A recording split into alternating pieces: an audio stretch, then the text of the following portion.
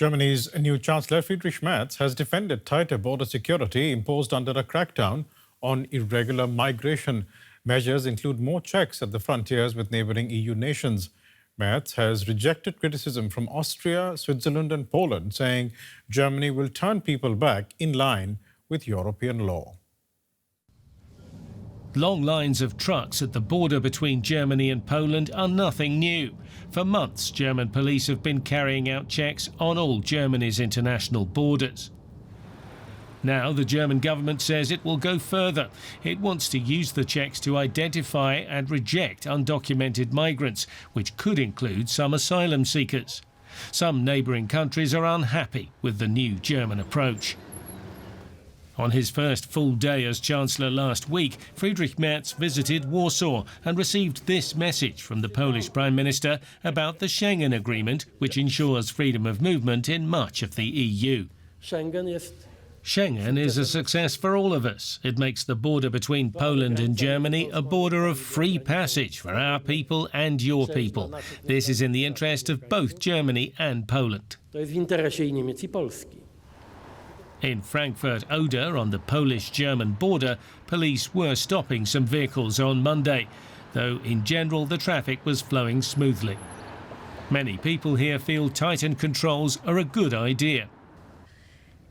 I think it's appropriate if there are more controls, so I'm in favour of it. We used to feel safe being in Germany, but from past few months there have been some cases of stabbings, some robberies going on, so I think it would be better if they have a good border control. A change that is to be hoped for could only be an agreement at the level of the European Union, at the external borders, and not at this seemingly arbitrary internal European border.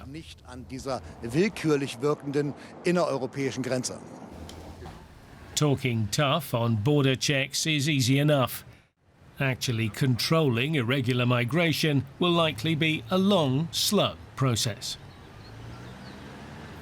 Let's get more from our Brussels reporter, Terri Schultz. Terri, Chancellor Merz insists that the new border checks are in line with European law, but from an EU legal standpoint, how flexible is the Schengen framework when it comes to reintroducing internal border controls?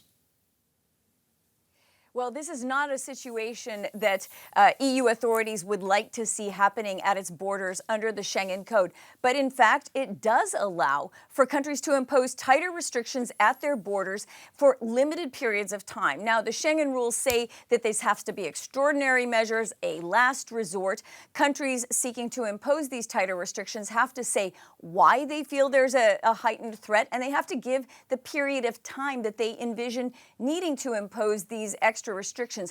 Germany actually has some border restrictions in place right now under the Schengen rules that will last until September. So what they're seeking to do now is impose another layer on top of that. Now, of course, Schengen's vision is that everyone can travel across borders without having to be checked, but these are presumed to be people who have the right to be there in the first place, people like tourists. So it does get very tricky when you're talking about migration and asylum seekers. And how is Germany's tougher stance being received by its neighbours, since more rejections on the German border means people seeking entry will be stuck elsewhere? That's right. It's always going to be somebody's problem. And there were countries, Germany's neighbors, complaining about this tighter stance. But that's a bit hypocritical because many of them themselves have tighter border restrictions. And I just found a case already with Luxembourg, where Luxembourg is complaining about Germany turning back asylum seekers into Luxembourg and saying, well, we weren't notified. We don't want to take these people back either. So what happens when countries impose tighter restrictions on their borders, particularly to catch irregular migration, to catch potential asylum seekers, is that these people are really left in limbo. We can all remember those scenes of these mud camps with people stuck in 2015 with nowhere to go, no country willing to accept them. So I don't think that we're seeing those numbers now, but it certainly does raise a lot of questions. Where are they to go? There are rules about people being sent back to countries where they first entered the European Union. But if they've already passed those borders, it raises, again, a lot of legal questions, a lot of logistical questions for countries like Germany that do typically receive a lot of people, a lot of irregular migrants and asylum seekers. The Schengen Treaty was, of course, signed about 40 years ago, and so much has, of course, changed since then. Considering the backlash that we are seeing in Europe against immigration, could it also be that Schengen is no longer fit for purpose? Well, again, Schengen is not about migration. It's about free movement of people who have a visa to enter one of the Schengen affiliated countries, most of the EU countries, and some others like Norway and Switzerland.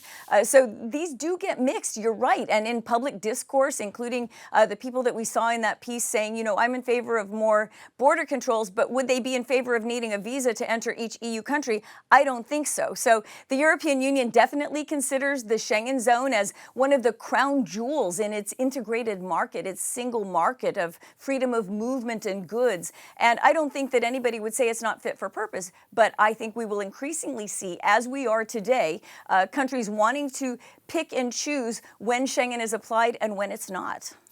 DW's Terri Schultz in Brussels. Thanks so much for that.